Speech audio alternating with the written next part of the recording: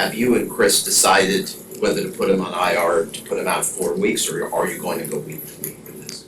Yeah, this is something that it's too early to give a definite timeline. I can comfortably say that he'll be out for this game against the Jets, but anything beyond that, we're just focused on making sure he's at optimum health and then crossing that bridge, so it's a little early for definitive timelines beyond that. How is he doing right now? For example, is he not supposed to look at anything debris, motion, all of those kind of things? What's affecting him?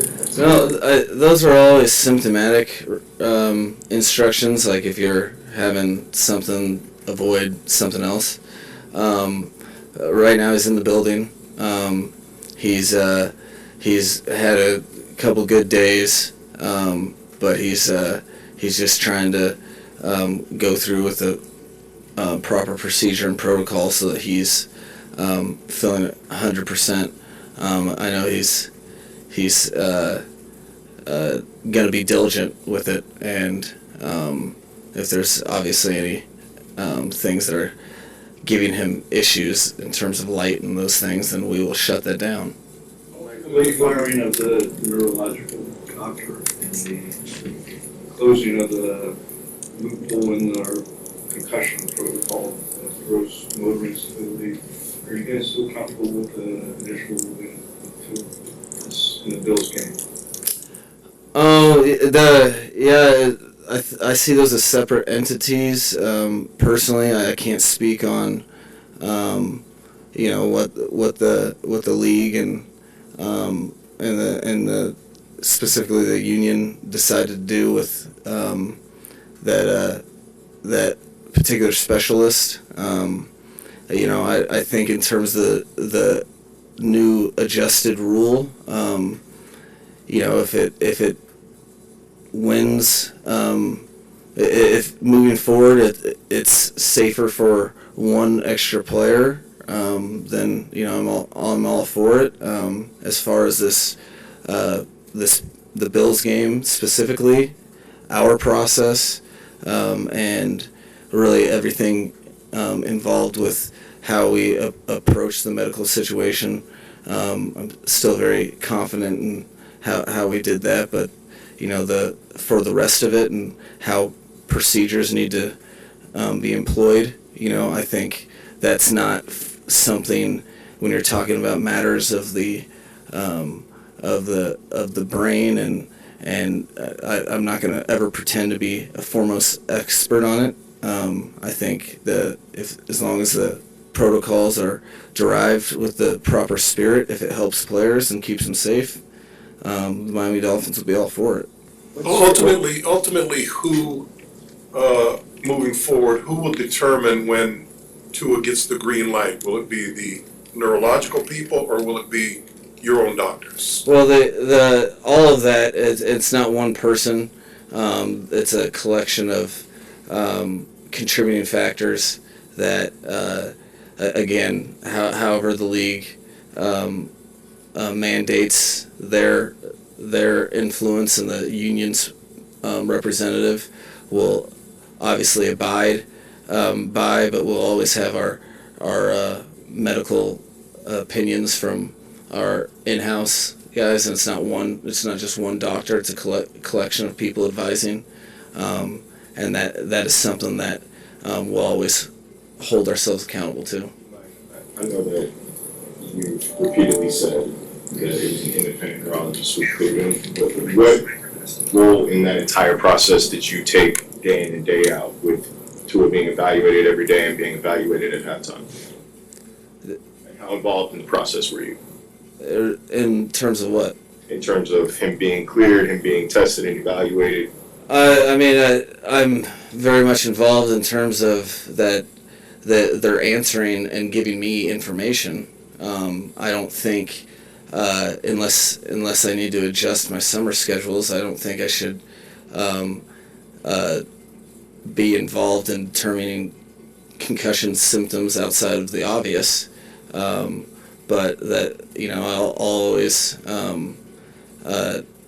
I think the biggest thing that I serve, and one thing that we operate within this organization is that they know first and foremost that the players' health and safety is above all else. The coaches know that, and how we address things, and the players know that as well. So mandating and making sure and being that extra voice of reason that says, hey, we're not trying to ever push through something with unintended consequences being pushed to the player. I mean, I'll always stay involved in that way, from a enforcer standpoint, from how we do business, but in terms of me interjecting into a opinion that is that we have people schooled in years and years of expertise, I think that would be a little irresponsible if I tried to kick the door in and say my piece as a layman who's not an expert. There was a report today, I think it was Pro Football Talk, that the union also might have questions about the procedure to clear Tua even with just a back injury. What was your level of confidence at the time that, the instability he showed, which obviously you guys say is from his back, wasn't something that was going to hurt him more by playing? Like I said before, I'm very, very confident. The only reason I'm confident is because of everything that I've been around since I've been here, with regard to our medical staff and how they go and do their business. But as far as the inquiry that is going on from the league and from the PA, we're very happy to comply with all of those things, and would much rather be as transparent as possible. So, we're happy that all that's taking place, because we do not have anything to hide from that standpoint at all. I wanted to make sure we confirmed with you, because this was the last thing that was pending when you last spoke on Friday. Tua's MRI, did it come back clean as well? It did. But that can be confirmed. And I know there was a report that he's getting 3 additional medical opinions, I think that from ESPN. Do you know that to be true? Or that's I haven't chased down that to verify that. No, I haven't. But like we do with all players, like, we're not the type of organization that bats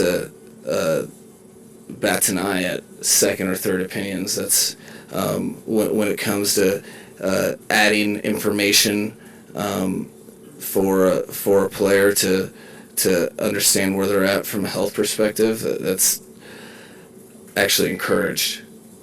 Mike, I get the part of the independent neurologist conferring with the team doctor, and then the team doctor ultimately tells you player can go, can't go. But in the case of concussions, in your opinion, shouldn't it be the neurologist who has final say, rather than a team doctor, who in this case is an orthopedic surgeon? Well, I think that you have to. I don't think that's an easy easy answer. That's just completely flatline, just because there's different working relationships that I can't really attest to. I know that in this particular case that the line, there was a lines of agreement, really, and I think I don't necessarily think that I really don't have an opinion on whether or not that's the best or worst case for every team. I know that from a procedural standpoint, with the rules being as such, that is I have no cause for concern of how it's streamlined through our process. But if there some addendum comes forth that adjusts that, totally fine with adjusting our procedure. If it helps player health, then that's not anything but rejoiced from the Miami Dolphins. Mike, what have you told the team about getting involved in this situation, like on social media or anything like that, commenting on it? And has it been a distraction? I know it's only Monday, but has it been a distraction in preparation for the Jets? You know, I like everything else. I've been very transparent with the team, with all of it, and I think, you know, they can come in many different shapes and forms. Sometimes they can be good, sometimes they can be bad, but the nature of the NFL season are distractions from what your team's objective is, and narrative that has to do with anything else but playing the next opponent who's trying to beat you is a relative distraction for them. This is something for none of our players to bear, so I make sure that they understand that. I also make sure they know that there's you know, where we were coming from, and you know, how things kind of can happen out of your control. So the biggest thing for the team is to understand that regardless of what's going on from last Thursday or the Bills game or any of that stuff, the New York Jets do not care one lick about any of it, and they're getting ready starting today to play us and try to win a football game. So to understand that, and to understand that we need to worry about what we can control, and for each individual player and coach really to go along that process in that direction. Mike, is Byron Jones ready to practice, and is he coming up this week? Yeah, so going to find those things out probably midweek. A little too early for me to tell with various things going on. Coach, can you talk a little bit about how the comfort level you might have with Teddy being the number 2 guy going to play against the Jets, and how he fits into your offense, and what you want to see from him this week? I think myself, I can speak for the team, offense and defense and special teams. We're very, very confident in Teddy Bridgewater. It's one of the reasons you decide to go that direction in an off season and prioritize your backup quarterback, as if as for these moments. And we went out and signed him, and it's been one of the better things that could have happened to us for the team's dynamic, for his contribution, how to his playing and his ability to play, as well as his part in the development of Skylar. So he's had a big role. Everyone's super confident in him. He's done it before. It's a different deal coming off the bench than starting. Teddy knows that, and he'll be fully prepared and ready to go. And I don't think the team will bat an eye when we lace him up on Sunday. It's too fine for this period.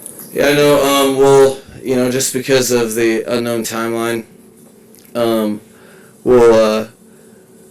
Did it go through? When did it go through? Okay. I said when. Oh, when? Yeah. The second.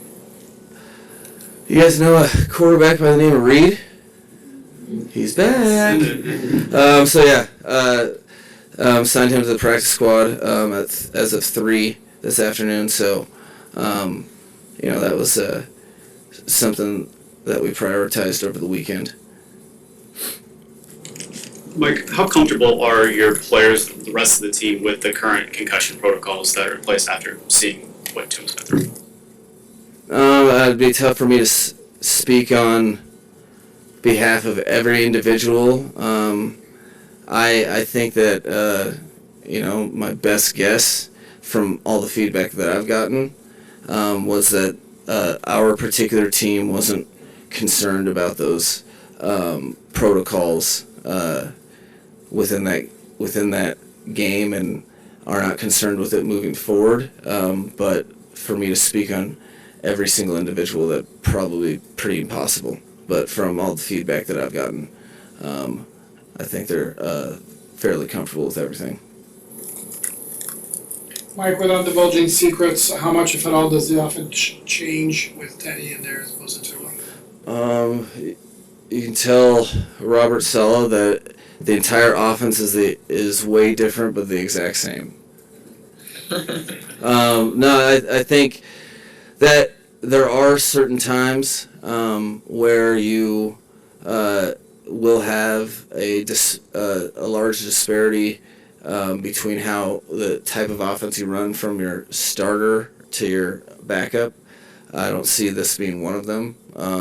I think I think Teddy does a lot of very good things at the quarterback position that are similar to his strengths, and he's done a great job within the offense. So we'll obviously cater to certain things that specifically that Teddy prefers or is comfortable with, but for the most part, the aesthetic presentation should look very similar to what it looks like now. How is Raheem looking finally healthy again, changed your running offense? It seems like the past couple of weeks he's taken a pretty firm grip on, I don't want to say lead back, but No, I think we're getting. I think our specifically our two backs have done some really good things that have highlighted some of their skill sets. I think one of the things that their strengths are is they are very versatile in both phases. I do, however, I have seen some real cool things for Raheem in the last couple weeks that has really given our offense a little confidence in the run game, much needed, and Chase has done a great job too. So we'll continue to utilize those players all season and in different modes and different ways. But to answer your question, yeah, I think he has. I think our team has felt it too. He's done some good stuff carrying the ball the last 2 weeks specifically. You and Robert Saleh go back a ways. 2006. Tell us about him. What any good stories about him? Well, he was a squatter when he first got the job in Houston, which was hilarious. So I came with Gary Kubiak and Troy Calhoun, really, from the Broncos. And we, in Houston, what was then Reliance Stadium, we had like a office that, there was one guy in there when I got there. It was Robert Saleh. And he hadn't been terminated. He was, I think, working with Dom Capers before. He hadn't been terminated. I think he had like 2 more weeks of pay or something. So he did an excellent job of just forcing his hand and getting FaceTime with the head coach. Sat in there all week. I think I got there like on a Tuesday. And he just sat across from me in this awkward room like, hey, dude, you got a job? No, not really. Trying to see Gary Kubiak. And he just waited there until I think like Friday. Barged in and told him, hey, I'd really want to work for you. And there's a lot of those stopgaps at the beginning of Robert Saleh's career. Always a sponge, always unbelievably smart. He would always blow my mind because we'd have a problem with our printer and we're trying to print Visio or Excel or something, and he wouldn't call IT. He would just like open up this manual and figure out how to figure this stuff out. So he's always super smart, but had some hiccups in his career, which I really, really respect because he just really stayed true to himself, kept pressing. Finally, was a little more fortunate when he was with Seattle and as an assistant there, and then but he's never been given anything. Just like he wasn't given the job with Gary Kubiak in 2006. I think when he went to San Francisco in 2017, it was under the impression he would be the linebackers coach, and they asked to interview for the defensive coordinator spot. long story short, he hasn't been given anything, and every time he's been given an op, he's taken advantage of it. So very, very close with him as a human being. Really respect him as a man. But from a professional standpoint, he's lived the whole mantra of you don't define me, I define me, and he's pushed through and really, one of the better defensive coaches and head coaches I've ever been around. Thank you guys. Appreciate it.